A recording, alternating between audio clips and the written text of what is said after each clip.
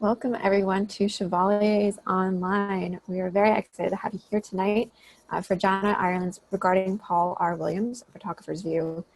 Before we get started, I'd like to ask you to please make sure your microphone is muted. You'll have the chance to unmute and ask our incredible guest questions at the end of the hour. And until then, we encourage you to add comments in the chat. A little bit about our speaker tonight. Janna has an MFA from the UCLA Department of Art and a BFA from the Department of Photography and Imaging at NYU. She's also the 2013 recipient of the Snyder Prize, and her work has been shown in solo expositions across Los Angeles, San Francisco, Chicago, New Orleans, as well as group shows across the country. She's been published in Harper's, Aperture, the LA Times, and much more. And I'm so excited to have you here tonight, Janna. Thank you for being with us. Thank you so much for the kind words, Kelsey, and thank you to everyone who came tonight. I know it's the way that we're doing events these days is a little funny, where it's kind of intruding into your home life instead of being something separate that you do. So thank you for taking the time out of your regular Monday evening to be here with me tonight. So I'll talk a little bit about the book in kind of a general way, then I'll read something from the book and then maybe talk a little bit more and open it up to questions. And Kelsey will moderate questions coming from you. I think that there are a few ways to ask questions. There's the chat. There will be an opportunity for you to unmute and ask a question, I think, but we'll get more instructions about that later on when it's actually time for that. So what I'm going to read to you is the introduction to the book, which is a text that I wrote. It began as a talk that someone invited me to give a couple of years ago for Occidental College. And I gave that talk, and that got me invited to speak at LACMA. And I gave that talk. And through being at LACMA that day, I met the publishers of Angel City Press, who put the book out. And that's sort of how the book came about. So this is the text that I think of as leading to this book being possible. Of course, the photographs themselves make the book possible as well, but the text is sort of the thing that makes it makes all the ideas and the work come together, I guess, in a way that makes sense to talk about. What else should I say about the project? The title. I do like to talk about the title, and I want to make sure that I give the publisher credit for the title. It was something that we went back and forth over for a long time. I tend to favor really, really short little titles. That's kind of the fad in art books right now. But with a book that's about someone else's work, the title has to make it clear that it's about that person's work. The title had to have Paul Williams's name in it. The title had to make it clear that I am an artist interpreting this architect's work, and that it's not all text, that it's not a biography, that it's not some other kind of work about Paul Williams. So the title is trying to do that work and let you know what kind of book it is, which is a book with some text, but that is mostly photographs of me interpreting this great person's work. With all of that said, I'm going to get started showing you some images from the work and reading that text that we discussed.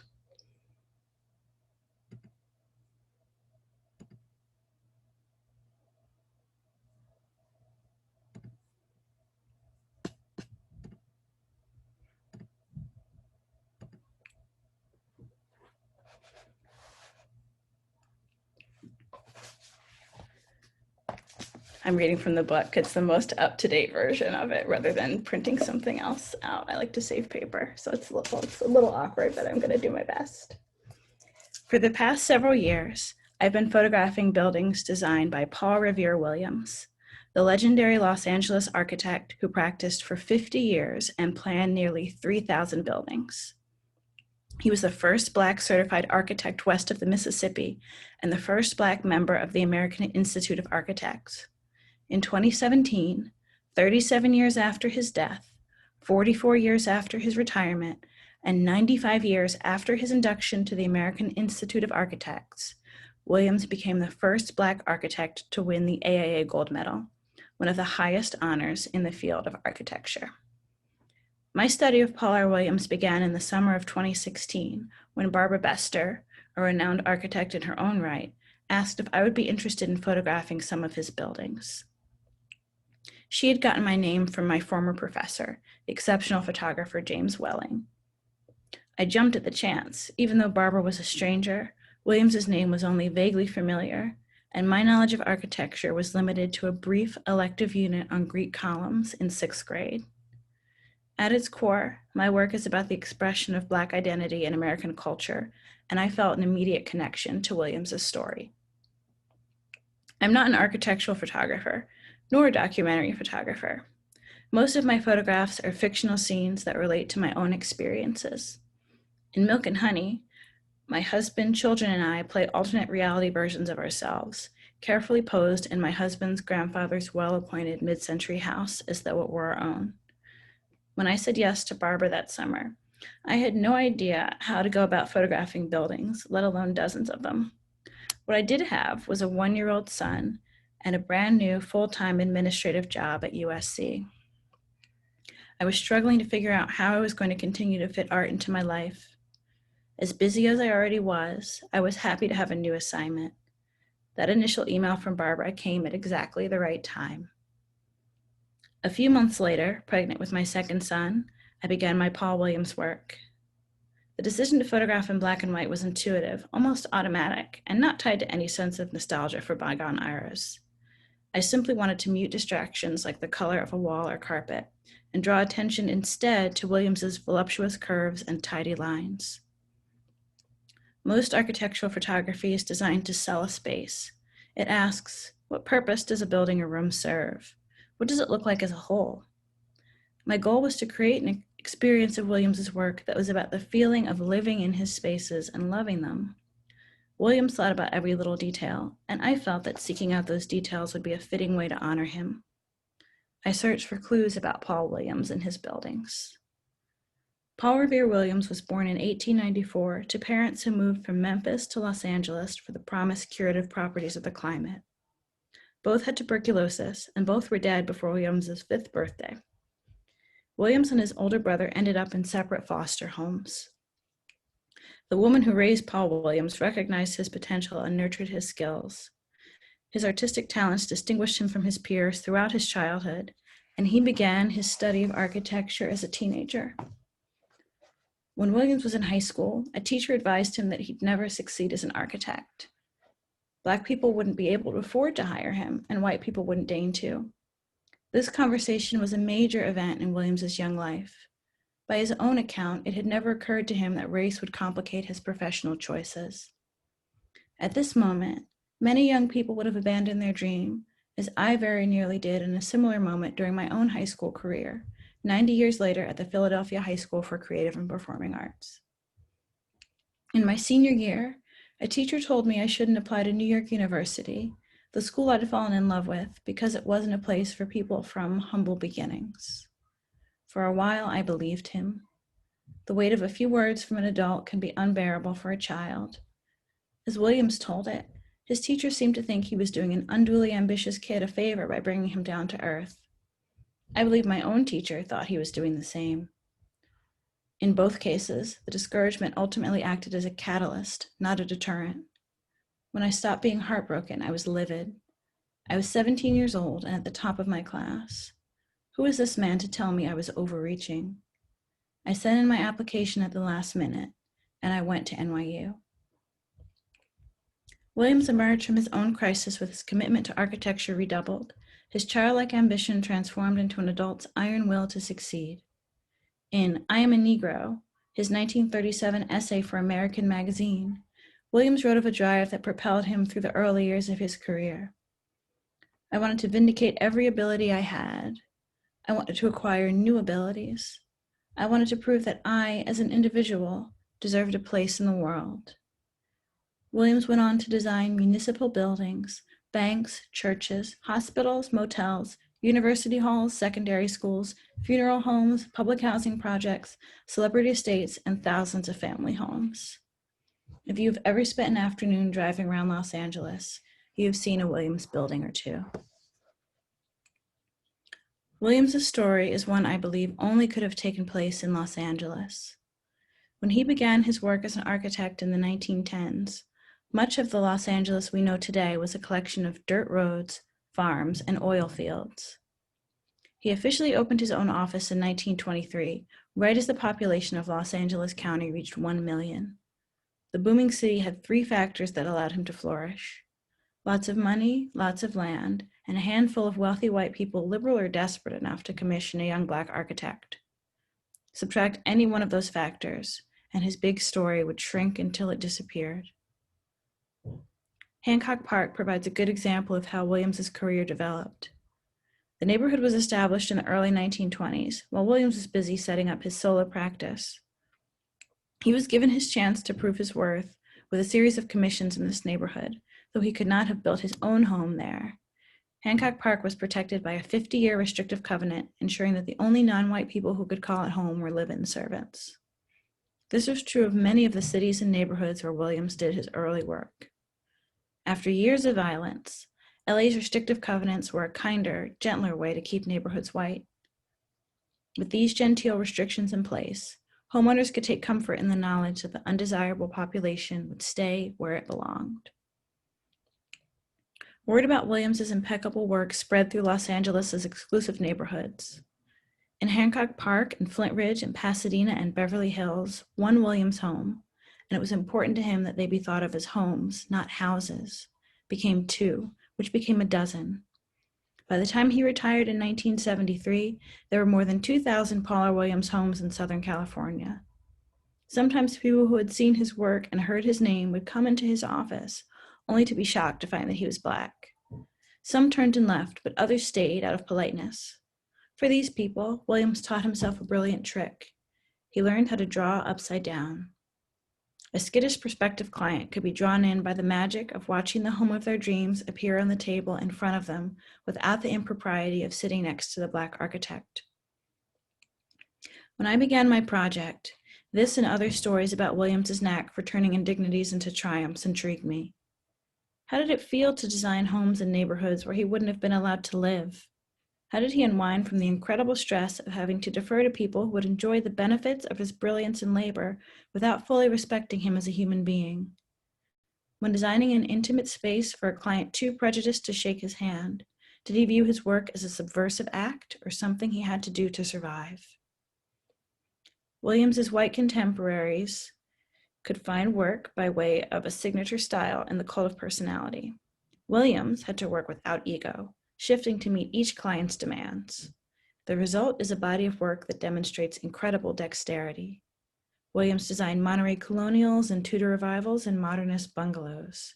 He could move deftly between historicist and contemporary styles, and often found clever ways to blend the new and the old. He believed in designing to precisely suit the needs of each client, and built his reputation by giving even his smallest commissions his full attention. Williams also believed in making good architecture accessible to all. In 2 books published in the mid-1940s, The Small Home of Tomorrow and its follow-up, New Homes for Today, Williams offered the average American dreaming of building their ideal family home dozens of floor plans to consider. With simple but evocative names like Sunshine Manor, Shangri-La Cottage, the Country Gentleman, and the San Fernando, these plans were designed to be scaled up or down to meet the needs of different families.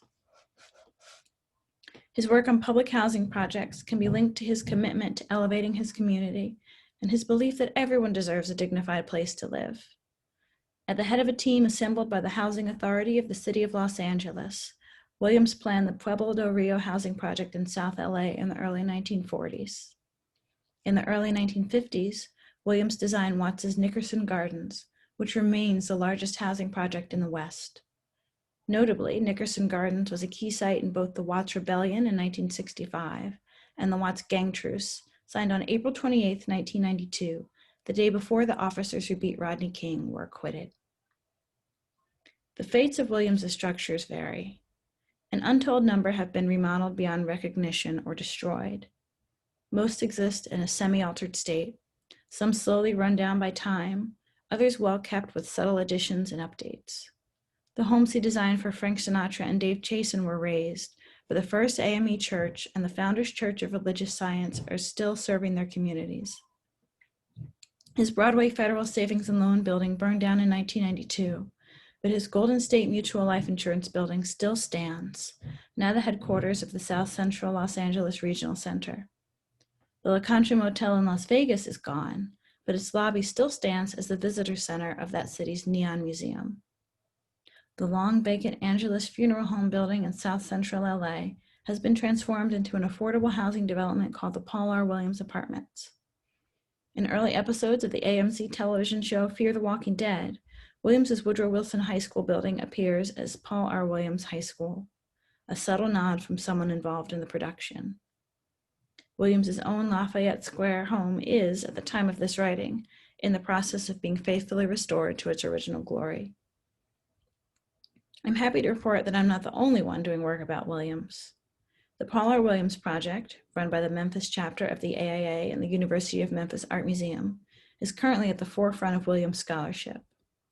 Volunteers from the nonprofit organization U.S. Modernist are diligently combing through records, debunking false claims made by dishonest or willfully ignorant real estate agents hoping to use Williams's name to add value to their properties. Organizations like Esoteric and Save Iconic Architecture spread the word about Williams as part of greater efforts to honor the history of Los Angeles. Royal Kennedy Rogers and Kathy McCampbell Vance's documentary film, Hollywood's Architect, tells Williams' story in detail. The USC School of Architecture and the Getty Research Institute have recently acquired Williams' archives, opening the door for exciting new scholarship and research. And Williams' granddaughter, Karen Elise Hudson, has written books about her grandfather that are invaluable resources for those of us who treasure his work. The story of my work about Paul R. Williams is all tied up with my own personal milestones. Learning to drive and learning Los Angeles by car, my pregnancy with my second child and lugging camera equipment and a big belly around strangers' homes, quitting my administrative job and beginning to teach photography, figuring out that I could be a decent mother and a committed artist at the same time. I learned a lot about myself doing this work, and the work continues. It may continue until I can no longer manage a camera. When I look at Williams' meticulous designs, I'm reminded that there is no hurry. It took Williams more than 50 years to complete his work. Why shouldn't it take me just as long to study it? So far, I have photographed over 24 Williams structures intimately and a few dozen more superficially from the street. The first Williams building I photographed, a handsome mid-century ranch-style house in LA's View Park neighborhood, turned out not to have been designed by Williams at all. I learned from the architect Frank Escher that the house was designed by Claude Coyne, a partner at Paul R. Williams and Associates. By then, View Park No. 1, a dreamy picture of palm fronds leaning against a foggy plate glass window, had become the most widely distributed image from the project, appearing in Aperture and Harper's. Another photograph from the house had been printed in the Los Angeles Times. This is the one I was talking about, by the way, that's up. That was printed everywhere before I realized it was not by him. So it's just still in there. Anyway, after much internal debate, I decided to keep the pictures from the View Park house in the body of work. That first shoot had set the tone for the rest of the project, and the work had been done under the banner of the Williams name, if not by Williams himself. I continue to be stunned by the generosity of those whose homes I visit. So many people have given me so much of their time and attention. I'm grateful for the hours of labor performed, invisible to me before my arrival. Floors scrubbed, mirrors polished, clutter tucked away. I'm thankful for the people I've come to know, the married pair of movie producers with the breathtaking art collection, the set of kindly Gen X lawyers with 3 kids and some amazing LA punk memorabilia, the college professor with a fascinating background in entertainment and politics, the granddaughter diligently tending to the family home. These people, house-proud and justifiably so, welcomed me and let me see how they live. I spent 2.5 years waiting patiently to be granted access to the home Williams designed for himself and his wife, a sleek, white, international-style house that resembles a futuristic riverboat run aground in the middle of Los Angeles. I gained entry to a house once owned by William Holden, later by Denzel Washington, when the current homeowner spied me through a window as I tried to take a clandestine picture from across the street. As soon as I said Paul Williams, his look of suspicion turned to one of warmth and understanding. I have scoured Zillow listings for Williams houses and cold-called real estate agents. I've been introduced to property owners via friends of friends of friends. On several occasions, Williams homeowners read about my work somewhere, sought out my contact information, and invited me over. There are sites that turned out to be great disappointments, and others that exceeded all expectations.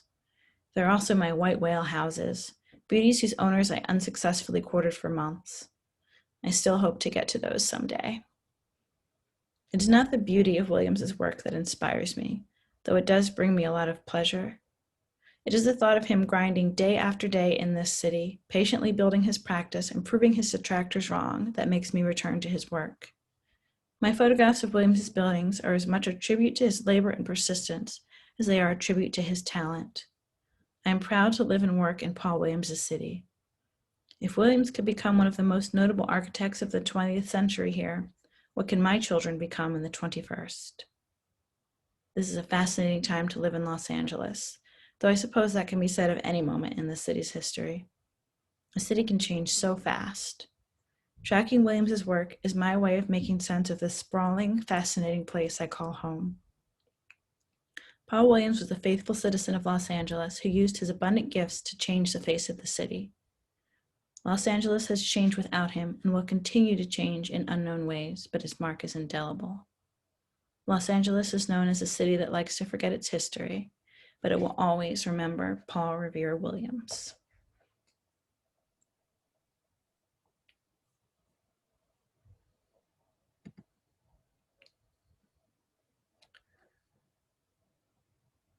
So one question that I get a lot, that I address a little bit in the text, but that I want to talk a little bit more about here, is the process of actually getting into these buildings. I've talked to a lot of people who are interested in architecture and Los Angeles architecture, who sort of go around looking at buildings and seeing them from the street, but don't have the opportunity to visit a lot of these sites. And one of the things that people have told me they appreciate about this project is that it allows them a way to gain entry to some of these places that are very private spaces that they would otherwise never see. At the beginning of the project, I got a list of Paul Williams buildings from Barbara Bester, who I mentioned earlier as the architect who decided that someone should do some work about Paul Williams. They sent this list over and I started trying to figure out what I wanted my project to look like. I knew early on that I wanted the photographs to be in black and white. I wanted to kind of get rid of extraneous detail. And I figured out pretty early on that I wanted to focus on structures that he designed by himself, as opposed to structures that he was part of a larger team designing. So he worked on the master plan of the Los Angeles International Airport, but he didn't design the theme building, which is so often credited to him, or at least not all by himself. So that's not in the project. The Beverly Hills Hotel isn't in the project because he did a remodel and an addition. The Stanley Mosk Courthouse in downtown LA is part of a project that he did with other architects. So I wanted to really make sure that I was focusing on things that he could say, if he were making a list, were his projects, his individual works. And that's how I kind of began going through and figuring out what I would visit. I started with residences and sort of got information about more of them through word of mouth and through my own research, and then moved out into other structures. And even though most of the photographs are of private residences, I was always trying to get into different kinds of public buildings. So you'll see churches in the work. You'll see buildings on UCLA's campus in the book, for example, because I want to make sure that when I'm talking about his work, I make it clear that it wasn't just houses, that there was incredible variety, not just in terms of style, but in terms of the different kinds of projects, municipal projects, private homes, etc. His work really was all over the place in terms of scale, meaning both size and the kind of project that he was working on. People also ask me if the work is finished, and there's kind of a big question mark about that. There was, for a long time, the word on the street was that his archives were lost in 1992. And I heard pretty early on in my project that that wasn't true, but it was a mystery what was in his archives and in what state those materials were. And now that his archives have been acquired by USC and the Getty, there's suddenly this opportunity for all of this research that I couldn't do before as I was making these photographs and later preparing to put this book together. So I think that there is really so much more that I could look into in terms of his work. It's also challenging because I do so much other kinds of work, and I don't want to be just the person who photographs Paul Williams buildings forever and ever, because there is a lot more to the work that I do. So I'm trying to balance all of that right now as I'm sending the book out into the world for people to look at. I'm so proud of it, but I also want to make sure that it's just as Paul Williams did a lot of different things, that I'm doing a lot of different things. And this is kind of the biggest thing that I have done and put out for people to look at. So I hope you all get a chance to see it sometime, and I hope you enjoy it. I think this could be a good time to pass things along. Kelsey, can you open Yeah, things? let's ask some questions. But also, I want to give a note that if you're interested in getting Janna's beautiful, beautiful book, please email us at chevaliesbooks@gmail.com. We would love to get a copy into your hands. And now for the Q&A portion, we want to hear everything you have to say. So you're welcome to, there's at the bottom of your screen, you'll see a little raise your hand sign, which you can click, and then I will give you the signal to unmute yourself and you can ask your question. Or you can send a question in the chat, either privately to Chevalier's Books or in the group chat, and then I will ask it for you. And it looks like we already have one coming in. And who is wondering if you have a favorite Paul R. Williams building? My favorite building overall is the Hillside Memorial Park Mausoleum. It's just enormous and amazing. But my favorite thing about his work is his project of designing homes for individual families. And it would be impossible for me to pick a favorite. So the houses are my favorite, but I don't have a single favorite. There's something really special about each one that I photographed. And in terms of other structures, definitely Hillside. Oh, were there any structures you really wanted to see or get inside, but you were unable to? I wanted to spend more time at the Golden State Mutual Life Insurance Building, which is still it's something else now. And I wasn't able to get in touch with the people who run it. So that's sort of hanging in the air. With some buildings, they're really public and you can just kind of go there. But with others, there's sort of a line that you don't want to cross. For example, I just mentioned Hillside.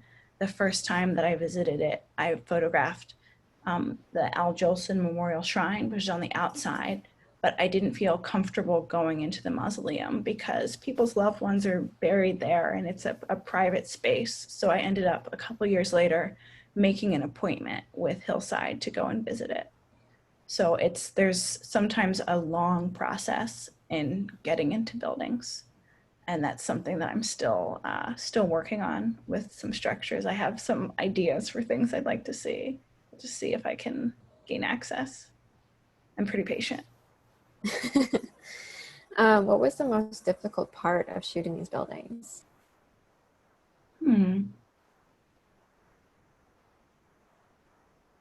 That's kind of it's such an instinctual process. It's a difficult question to answer. Early on, I was bringing in lights and I brought my computer in because so much of my work has very controlled lighting. And I was trying to figure out what this project would look like. And I was thinking about other work that I'd done and how I could make this project fit into that. And I had to let go of that. And that wasn't, it wasn't a very difficult process, but it was a very conscious one. I had to say, okay, it's time to leave these things at home and really just let the buildings tell you how to photograph them, which sounds very goofy, but makes sense. Each one is different. Each one has different lighting. I have different conversations with whomever is giving me the initial tour of the building. Every experience is really different. So I wanted to just figure out how I could shoot it that would honor all of those differences and still feel like a cohesive body of work. And once I got going, it became easier and easier to do them, but also still really exciting and different to do each one. So I'm not saying that it's on autopilot, but I sort of go in and I just know what I want to do. What surprised you the most about shooting these buildings? The variety. It's one thing to read about it, and it's another to actually see it. And that's something that I wanted to make sure I showed in the work. I wanted to make sure that I had lots of different facades of houses so that you could see right away all the different styles. And also just the ways that he managed to fit the little touches that I think he liked the most into all sorts of different structures. Remember, a lot of these were revivalists, so he wasn't designing a house exactly as it would have been in Europe in the 18th century. He was designing an Americanized, slightly more modern version of it. So there was a little bit of room for his own interpretation. He put beautiful curves all over the place, for example, and that's something that I found all over the place as I was working on this, and then really all over the place in his own home. We've got a question from Patricia, who asks, what do you think people need to learn about Williams? What might be in his archives that remains undiscovered? His influences, his education? I don't know what's in there that's yet to be discovered. Someone on Twitter just wrote to me about a table that was supposedly designed by another architect that he may have actually had a hand in designing. So I think there are probably all sorts of surprises. There's also information about structures that were never built, which is really interesting to me. There's kind of there are things that don't get built because, say, a project doesn't win a design competition or a project runs out of money. And I think what that means is that there is some pretty ambitious stuff in the pile of projects that never actually got built. So I would love to see that. And I would love to also use looking at the archives as an opportunity to look at some structures that I haven't had a chance to visit yet. He designed structures on Howard University's campus, which I've never visited, for example. He designed a children's hospital in Memphis, which is the city that his parents came from, and I've never been to it. So I would love to use looking at his archives as a way to kind of map his work. And as for the surprises, we'll have to see what's in there. All right, we've got a question in the chat, and then I'm going to let Bob unmute himself. But first, it's a question about Hillside. Do you know if when he designed it, was it already or previously a Jewish cemetery? It was designed to be a Jewish cemetery. Well, it's technically a memorial park, which means that when you look out over the grounds, you don't see headstones rising above you. All of the stones are inlaid, so it's more like being in a park than being in a traditional cemetery. I don't remember who initially planned Hillside, but there was getting it actually built was difficult, and I think the project changed hands, but it was always intended to be what it was.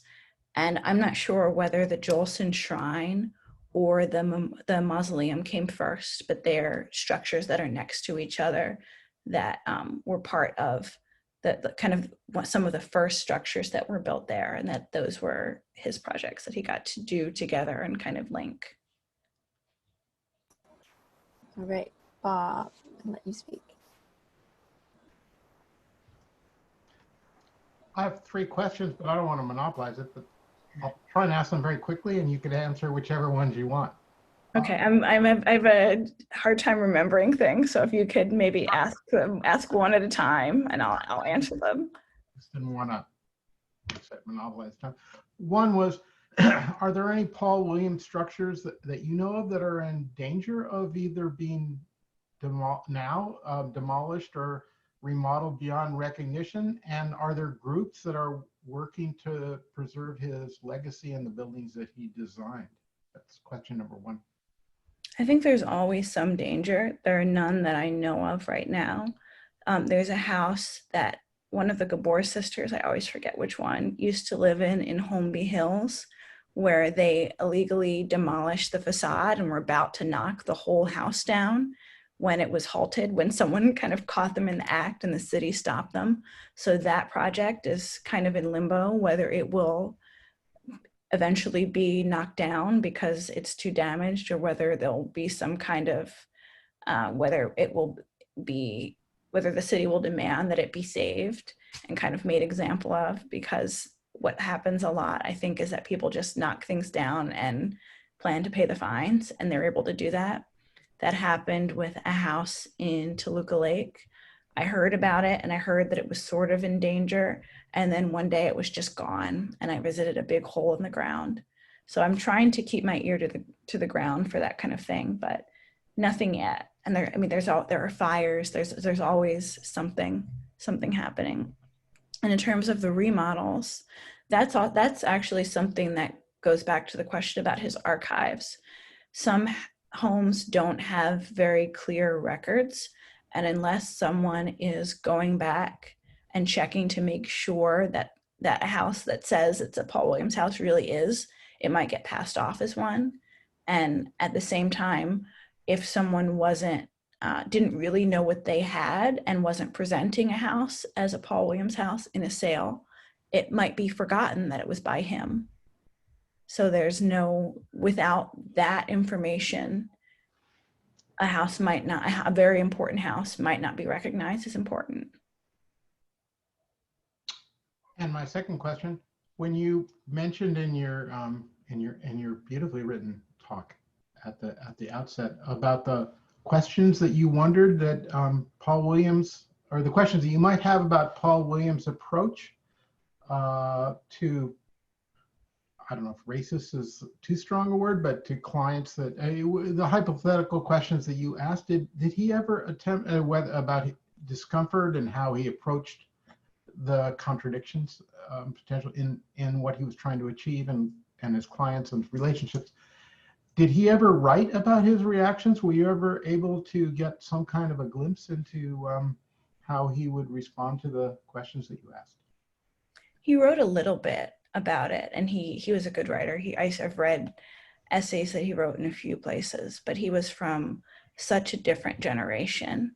So if he were born when I was born 90 years later, he would probably be and had the same experiences. He could write about it on Twitter. He could talk to his friends about it. It would just be a different experience because the world would be different.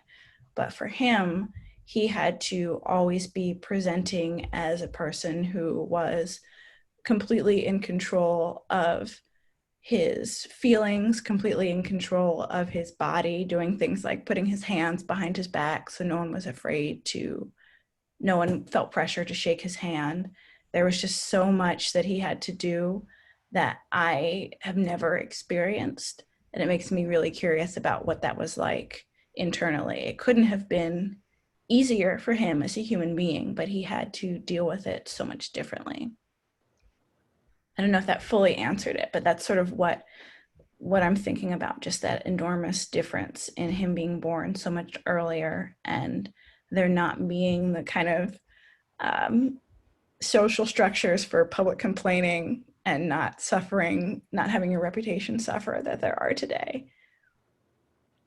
And my final question, this might be an unfair question, but I wondered if you ever ran across other African-American architects in Los Angeles who were Paul Williams contemporaries. And the reason I specifically asked that is when you mentioned restrictive covenants, there was a very prominent African-American attorney here in Los Angeles, Lauren Miller, who spent his life fighting, sometimes successfully, sometimes not, restrictive covenants. And he lived in a house in Silver Lake that was designed by an African-American house that he bought. He bought the house in the 40s, James Homer Garrett. I always wondered about, and Garrett's designed a house next door. I always wondered about, because I've heard of Paul Williams, but I never had heard about James Homer Garrett. And I just wondered if in your work you had ever run across any other references to him, or if anybody is pursuing his work. I have not. Can you say the name one more time? Yeah, the last name is Garrett, Garrott. His first name is James, but I think the references I've seen are James Homer Garrett, and the house is in there's two, I don't know if they're still around. There's two James Homer Garrett houses that are next door to one another. One was Lauren Miller's, and the other is James Homer Garrett's own house, and they're on Mitchell-Torrena Street in Silver Lake. I've never seen them, so I don't know if they're still around. But I just wondered about that. I don't know anything about his Black contemporaries. I know that he was mentored by white architects and worked with white architects. And I know that there were Black architects in the generation right behind his, but I don't know anything about architects who were the same age. And that is definitely something I would love to look into. Okay. All right, it seems we have a couple people here tonight who've either lived in Paul Williams' homes or had family who did. Jill writes in that her great-grandparents built 2 homes with him, the first, the Best Time home at 155 South Hudson, and the other, Lynbrook in Little Holmby. But we have a question from someone, Karen, who currently lives in a Paul Williams house, and they lost the documentation. They're wondering how they can reconfirm it. Is the house in Los Angeles? Yeah. That's a great question, Karen. In the chat, Karen? Yes. Yeah. I would start by going to US Modernist website. They have a Paul Williams page, and that list has all of the houses that they have actually confirmed. And then if the house isn't on that list, I would reach out to them and talk to them about research that is pending. And if that doesn't lead to anything, try to go to the city and track down the original records. And that's something, it's a difficult process and something that I'm hoping the archives will make easier for a lot of people.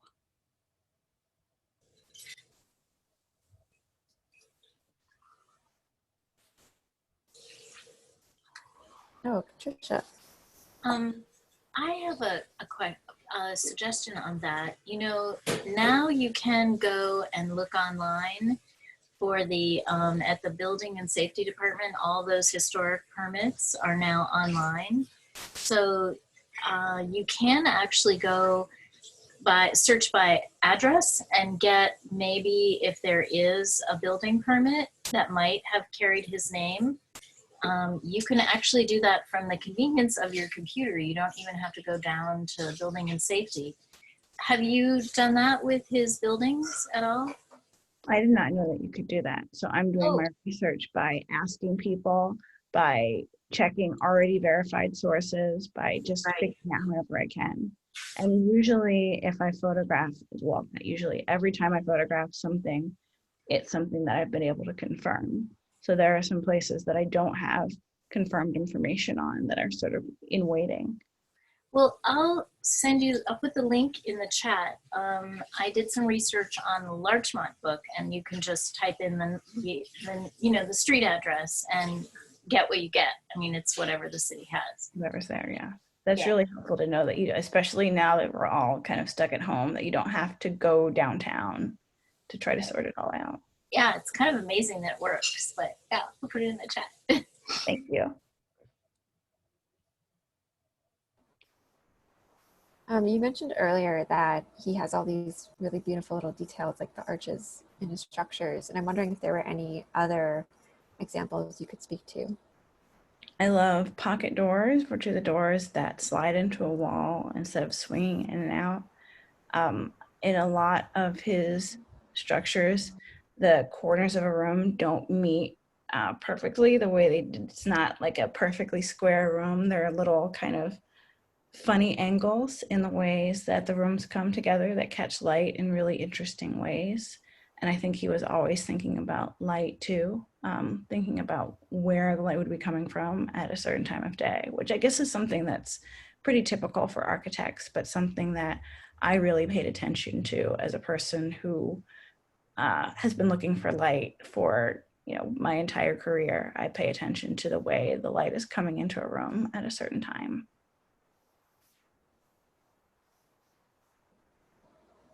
Sounds really lovely. So we've got Patricia who just gave us the link if you're looking at Yeah. addresses. Copy that. And also Jill Franklin, whose grandparents lived in two Paul Williams homes, would love to chat sometime. And I'll send you her email address after the session. Thank you. Do we have any other questions from the audience tonight?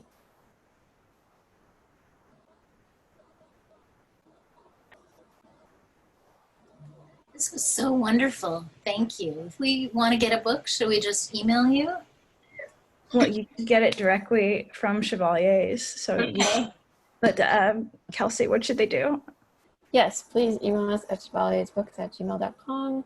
You can also, if you go through our website, you can get a link to the bookshop.org and purchase a copy, purchase one for your friends and everyone you know. It's a really, really gorgeous book. We are so excited to have this opportunity with you, Janna, tonight. So thank you so much for being here. Thank you everyone for coming. I hope we all learned a little bit more about LA. I just put my email address in the chat because I want to hear your tips. I want to hear your stories, any information you have. I'm still trying to get as much of it as I can. So please do let me know and ask me any other questions you have later. I'm available. I'm here. And if I can I thank the folks at Angel City Press for giving us so many great books about Los Angeles, including Janna's book. It's an incredible trove of riches. Yes, I feel very lucky that they wanted to make my book. Thank you. All right. Thank you everyone for being here and have a lovely evening. Good night.